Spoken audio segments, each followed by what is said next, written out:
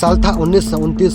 India में एक ऐसी बच्ची जिसे लाखों लोग बचपन से ही देखते आ रहे हैं। हर एक चाय के दुकान पे, हर एक शॉप पे, हर एक घर के किचन में और शायद आपके भी घर में वो कभी न कभी आई होगी। छोटी सी गोल फेस वाली बच्ची, छोटे छोटे बाल, फेस पे एक इनोसेंट स्माइल। लेकिन इंडिया की सबसे फेमस बच्ची होने के बावजूद आज तक कोई नहीं जान पाया कि आखिर में वो बच्ची है कौन, उसका नाम क्या है, वो कहाँ पैदा हुई थी, क्या वो आज भी जिंदा है या नहीं, या फिर वो बच्ची इस वर्ल्ड में एग्जिस्ट भी करती थी या नहीं। ये कहानी स्टार्ट होती है 1929 से, जब इंडिया भी आजाद नहीं हुआ था। उस टाइम ब्रिटिश कंपनीज इंडिया में अपने बिस्कुट बेच रही थी और इंडियन लोग उन्हें खरीद भी रहे थे, लेकिन इंडियन कंपनीज लगभग ना के बराबर थी।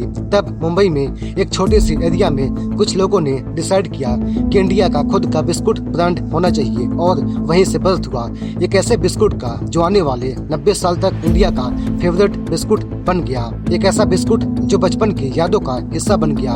एक ऐसा बिस्कुट जिसे गरीब से गरीब इंसान भी खरीद सकता था। और उस बिस्कुट के पैकेट पे थी एक छोटी सी बच्ची, और वो बच्ची इंडिया की सबसे फेमस फेस बन गई थी। लोगों ने उसके बारे में बहुत कहानियां बनाई। कोई बोला उसका नाम नीरू देशपांडे है, कोई बोला वो नागपुर की बच्ची है, तो कोई बोला इसकी फोटो 1950 में ली गई थी। लेकिन जब सच सामने आया तब जाके समझ आया कि कहानी कुछ और ही थी।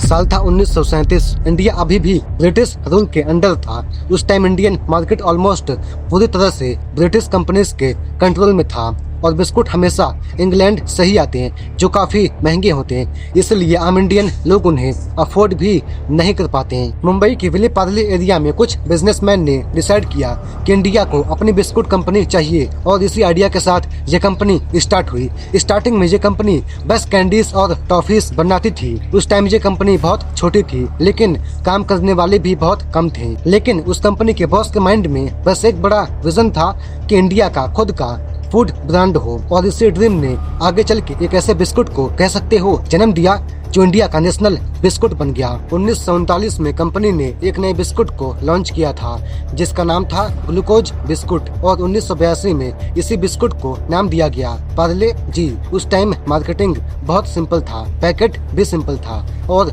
डिजाइन भी सिंपल था, लेकिन टेस्ट भाई साहब पूछो ही मत। ये बिस्कुट एनर्जी देने के लिए बनाया गया था, इसलिए इसका नाम ग्लूकोज बिस्कुट रखा गया और ये बिस्कुट लोगों को पसंद आने लगा। बच्चे इसे स्कूल भी लेके जाते हैं और बड़े लोग चाय के साथ खाते हैं। कुछ ही सालों में ये बिस्कुट इंडिया के हर एक घर तक पहुंचने लगा, लेकिन अभी तो असली मैजिक बाकी था। साल था 1939 जब पार्ले जी जैसा ग्लूकोज बिस्कुट मार्केट में आया था। तब किसी को अंदाजा भी नहीं था कि ये बिस्कुट एक दिन इंडिया का सबसे फेमस बिस्कुट बन जाएगा। उस टाइम बिस्कुट बहुत एक्सपेंसिव माने जाते थे, बस रिच लोग ही बिस्कुट खाते थे क्योंकि इम्पोर्टेड बिस्कुट बहुत महंगे होते हैं। लेकिन जब पार्ले प्रोडक्ट्स ने अपना ग्लूकोज बिस्कुट लॉन्च किया था तब उन्होंने एक डिसीजन लिया था कि बिस्कुट का प्राइस कम रखना है ताकि सब इसे खरीद सकें, और शायद इसलिए आज भी ये बिस्कुट बस 5 रुपए का मिलता है, जबकि बहुत बिस्कुट महंगे मिलते हैं। कंपनी का गोल सिंपल था, हर एक घर तक बस अपना बिस्कुट पहुंचाना। इस बिस्कुट की पॉपुलैरिटी का सबसे बड़ा रीजन उसका टेस्ट और अफोर्डेबिलिटी था, इसलिए पेरेंट्स भी अपने बच्चे को ये बिस्कुट खिलाते हैं और एक सिंपल ग्लूकोज बिस्कुट इंडिया की रोज की लाइफ का हिस्सा बन गया। लेकिन तब भी एक चीज मिसिंग थी, कंपनी का एक स्ट्रॉन्ग आइडेंटिटी, और वही आइडेंटिटी बनने वाली थी एक छोटी सी बच्ची की वजह से। 1960 के डिकेड में पार्ले प्रोडक्ट्स ने डिसाइड किया कि बिस्कुट के पैकेट को और ज्यादा बेस्ट बनाना होगा। उस टाइम मार्केटिंग का कॉन्सेप्ट भी चेंज हो रहा था। कंपनीज को समझ आ रहा था कि प्रोडक्ट के साथ एक मजबूत आइडेंटिटी होना बहुत इंपॉर्टेंट है, और तब जाके उस कंपनी ने बिस्कुट के पैकेट पे एक छोटी सी बच्ची का इलस्ट्रेशन यूज करने का डिसीजन लिया, और वहीं से बदल हुआ उस बच्ची का गोल फेस, छोटे बाल और इनोसेंट स्माइल वाली छोटी सी बच्ची का। इस डिजाइन को एक फेमस आर्टिस्ट मगनलाल दहिया ने डिजाइन किया था। उस टाइम किसी ने सोचा भी नहीं था कि एक सिंपल सी पेंटिंग आगे चल के इंडिया की सबसे फेमस फेसेस में से एक बन जाएगी। और जैसे ही बिस्कुट का सेल्स इंक्रीज होने लगा तो लोग उस बच्ची को नोटिस करने लगे और धीमे धीमे वो बच्ची ब्रांड का सिंबल बन गई। आज भी अगर किसी को बिस्कुट का नाम न याद हो तब भी वो उस बच्ची को देख के इंस्टेंट पहचान लेता है। लेकिन यहीं से एक मिस्ट्री भी स्टार्ट हुई कि आखिर में वो बच्ची है कौन। जब बिस्कुट पॉपुलर होने लगा तब लोग उस बच्चे के बारे में गेस करने लगे। इंटरनेट पे बहुत स्टोरीज वायरल हुई कि उसका नाम नीरू देशपांडे है, उसका नाम सुधा मूर्ति है, वो नागपुर की एक रियल बच्ची है जिसका फोटो यूज किया गया था। लेकिन जब रिपोर्टर्स ने उस कंपनी से पूछा तो उस कंपनी ने एक शॉकिंग ट्रूथ रिवील किया। उन्होंने कहा कि पार्ले जी पैकेट पे जो बच्ची है वो किसी रियल गर्ल्स की फोटो नहीं है, बल्कि बस एक पेंटिंग है। मतलब किसी रियल गर्ल्स का फोटो यूज ही नहीं हुआ था। एक आर्टिस्ट ने अपने हाथों से उस बच्ची को ड्रा किया था और ये बात जान के लोग और भी ज्यादा शॉक्ड हो गए कि बस एक सिंपल सी पेंटिंग इंडिया की सबसे फेमस फेसेस में से एक कैसे बन सकती है। साल 1940 और 1950 का टाइम इंडिया के लिए काफी डिफिकल्ट था। उस टाइम वर्ल्ड वार का इम्पैक्ट था। इंडिया इंडिपेंडेंस के लिए फाइट कर रहा था। कई बार फूड प्रोडक्ट की सप्लाई भी अफेक्ट होती थी, लेकिन इन सब दिक्कत के बावजूद पार्ले जी ने अपनी प्रोडक्शन कंटिन्यू रखी। कंपनी का फोकस था सिंपल अफोर्डेबल फूड प्रोडक्ट बनाना। इंडिपेंडेंस के बाद इंडिया में मिडिल क्लास पॉपुलेशन इंक्रीज होने लगी और इसे मिडिल क्लास का पसंदीदा बिस्कुट बन गया। पार्ले जी स्कूल के बच्चे हों या ऑफिस के वर्कर्स, हर एक चाय के साथ ये बिस्कुट खाने लगा और धीमे धीमे ये बिस्कुट बस एक स्नैक नहीं रहा बल्कि इंडियन कल्चर का हिस्सा बन गया। साल 1970 और 1980 के टाइम पे उस कंपनी ने अपना डिस्ट्रीब्यूशन स्ट्रेटजी और ज्यादा मजबूत बना दिया। उस कंपनी ने एक सिंपल रूल फॉलो किया, हर एक दुकान पे ये बिस्कुट होना चाहिए। इसके लिए उन्होंने अपना डिस्ट्रीब्यूशन नेटवर्क पूरी इंडिया में फैला दिया। छोटे गांव की दुकान हो या बड़े सिटी का सुपर मार्केट, हर एक जगह ये बिस्कुट अवेलेबल होने लगा। इसी वजह से ये बिस्कुट इंडिया का मोस्ट एक्सेसिबल बिस्कुट बन गया। और एक टाइम ऐसा भी आया जब बिस्कुट का मतलब ही पार्ले जी समझा जाने लगा। मार्केटिंग एक्सपर्ट्स आज भी एक बात कहते हैं कि पार्ले जी के सक्सेस का सबसे बड़ा रीजन सिंपलिसिटी है।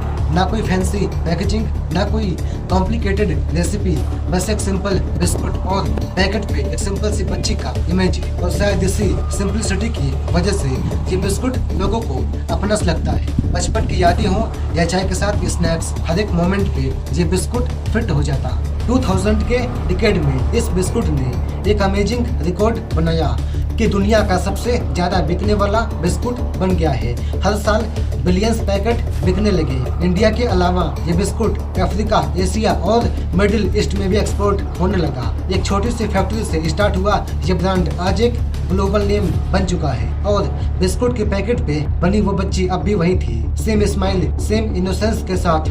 जब भी कोई आज उस बिस्कुट को देखता है तो सबसे पहले फोकस उस बच्ची पे ही जाता है। उसका नाम शायद किसी को ऑफिशियली ना पता हो कि वो रियल है या बस एक पेंटिंग, लेकिन एक बात तो पक्की है, वो बच्ची इंडिया के करोड़ों लोगों के बचपन का हिस्सा बन चुकी थी। और शायद इसी वजह से वो बच्ची कभी बूढ़ी नहीं होगी, वो हमेशा वही रहेगी। आज इंडिया में किसी भी दुकान पे जाओ तो चांसेस बहुत ज्यादा है कि वहाँ पे आपको ये बिस्कुट मिल जाएगा। इस बिस्कुट की सबसे बड़ी स्ट्रेंथ उसकी रीच है। इंडिया के बड़ी सिटीज हो या छोटे गांव, हर एक जगह ये बिस्कुट अवेलेबल है। इसके पीछे का सीक्रेट सिंपल है, कंपनी का पावरफुल डिस्ट्रीब्यूशन नेटवर्क। इस कंपनी ने अपना सप्लाई चेन इतना मजबूत बना लिया है कि बिस्कुट इंडिया की ऑलमोस्ट हर एक कोने तक पहुंच गया है।